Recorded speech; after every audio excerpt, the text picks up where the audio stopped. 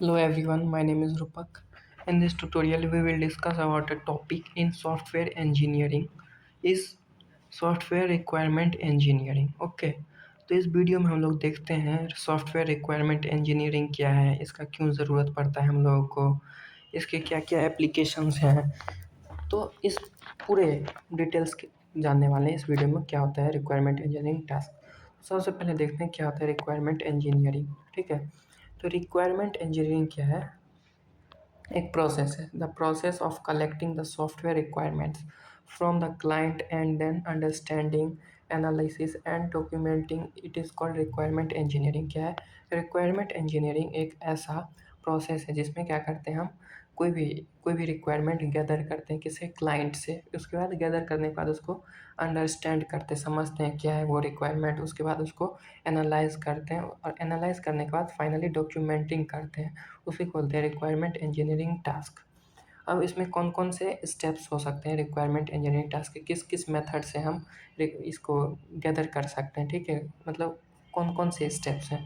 तो requirement engineering, okay, requirement engineering gather 7 task. सबसे पहला टास्क है 7, इसमें स्टेप्स होते हैं। सबसे पहला है इंसेप्शन, उसके बाद एलसिटेशन, उसके बाद इलेबोरेशन, फिर नेगोशिएशन, फिर specification and validation and management. तो बेसिकली सबको हम इस बारी बारी डिटेल से पढ़ते हैं क्या होता है Inception, elicitation, elaboration, negotiation, specification, validation and management software requirement engineering में। तो देखते हैं सबसे पहला है इंसेप्शन। ठीक है, तो इंसेप्शन क्या होता है? This is the first phase of requirement analysis. Okay, तो सबसे पहला क्या है? फर्स्ट फेज है किसी भी रिक्वायरमेंट को एनालाइज करने का और starting of a project. Okay, ये सबसे फर्स्ट प्रोजेक्ट है। क्या होता है इसमें? Requirement engineering ask a set of codes to establish a software process. Okay, they understand basic details. क्या होता है? कोई भी रिक्वायरमेंट में हम लोग क्या करते हैं, इस फर्स्ट स्टेप में हम लोग उसके बेसिक डिटेल्स को जानते हैं, उसका एम क्या है, गोल क्या है, और तब उसके फाइनली प्रोजेक्ट को बनाते हैं। They identify stakeholders and who want the solution. इसमें आइडेंटिफाई करते हैं स्टेक होल्डर के द्वारा कि वो किस टाइप का सॉल्यूशन चाहते हैं। ओके, यही होता है इंसेप्शन, फर्स्ट स्टेप होता है। उसके बाद सेकेंड स्टेप है एलसिटेशन। एलसिटेशन क्या होता है ये समझते हैं। This phase focus on gathering the requirement from the stake holder. Elicitation process क्या होता है? इसमें हम स्टेक होल्डर्स क्या होते हैं? यूज़र्स होते हैं, क्लाइंट होते हैं। ओके, जैसे मान लो कोई यूनिवर्सिटी है, उसके लिए हम सॉफ्टवेयर बना रहे हैं, तो इसमें स्टेक होल्डर्स होंगे क्लाइंट, डेट मीन्स जो इस सॉफ्टवेयर को बनवाना चाहता है। ठीक है, यूज़र्स होंगे, टीचर होंगे, इसमें स्टूडेंट होंगे, ये सब होंगे, तो यही सब होता है स्टेक होल्डर्स। तो एलसिटेशन प्रोसेस में क्या है कि हम कोई भी सॉफ्टवेयर बनाते हैं उसमें स्टेक होल्डर से डिसीजन लेते हैं, उससे पूछते हैं कि भाई तुम्हें किस टाइप की ज़रूरत है, कौन सा फंक्शनैलिटी चाहिए। स्टूडेंट से भी पूछ सकते हैं, टीचर से भी पूछ सकते हैं। तो यही होता है एलसिटेशन प्रोसेस। ठीक है, अब एलसिटेशन प्रोसेस किस किस मेथड से हम लोग ले सकते हैं? पहला है market survey, that means market में सर्वे करके, मतलब हर एक यूज़र से पूछ के भाई कैसा क्या रिक्वायरमेंट चाहिए। उसके बाद सेकंड है वर्कशॉप के थ्रू, मतलब डिफरेंट उसमें डिफरेंट टाइप्स ऑफ पीपल या यूज़र्स आते हैं, उसमें हम सबसे ये हो सकता है पूछ सकते हैं रिक्वायरमेंट। फिर होता है इंटरव्यूज़ के थ्रू। ठीक है,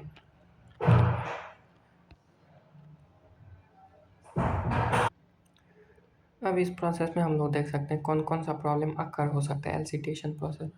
first problem, problem of scope. Problem of scope होता है कि the customer give the unnecessary technical details. क्या होता है इसमें? ये कस्टमर क्या होते हैं, कभी कभी अननेसेसरी टेक्निकल डिटेल्स दे सकते हैं जिससे क्लैरिफाई नहीं होता है कि एक्चुअली हमें करवाना क्या है। ठीक है, सॉफ्टवेयर में।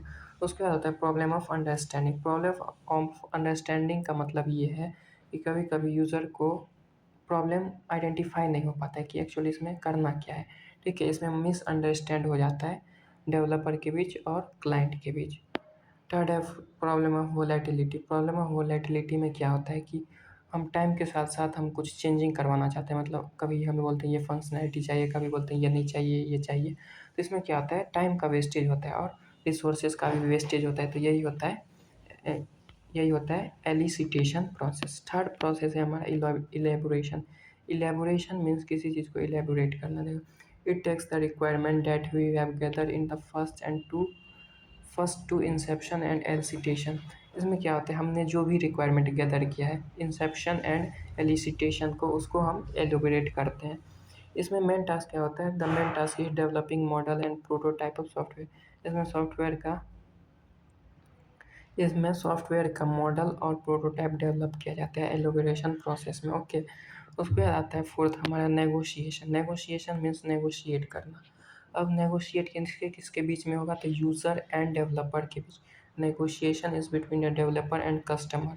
किसके बीच होगा, कस्टमर और यूज़र के बीच में। किस बारे में, about the limited availability of source, कितना रिसोर्स हमारे पास है, हम कितने टाइम में ये प्रोजेक्ट आपको दे देंगे, प्रोजेक्ट का कॉस्ट कितना खर्च आएगा इस प्रोजेक्ट बनाने में, and overall estimate of project का जितना भी ओवरऑल एस्टीमेट है, ये सब हम डिस्कस करते हैं। ओके, नेगोशिएशन में।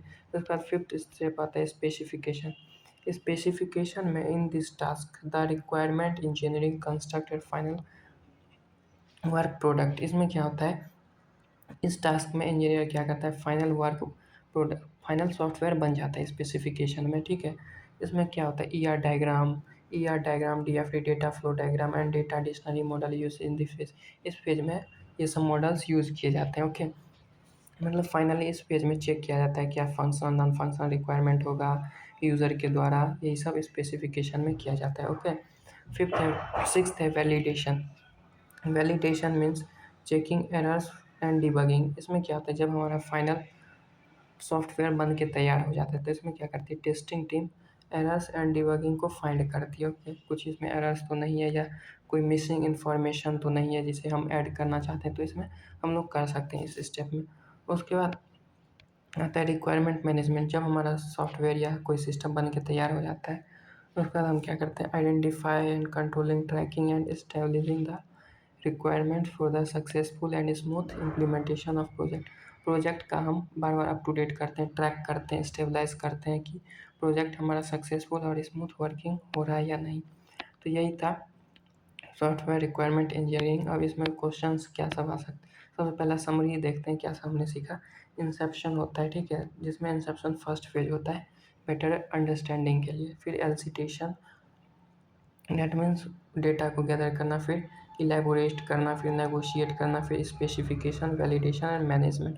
तो यही सारे स्टेप्स थे सॉफ्टवेयर रिक्वायरमेंट इंजीनियरिंग में। अब देखते हैं कुछ रिलेटेड क्वेश्चन जो इंपॉर्टेंट है। Explain the importance of requirement engineer and list the task.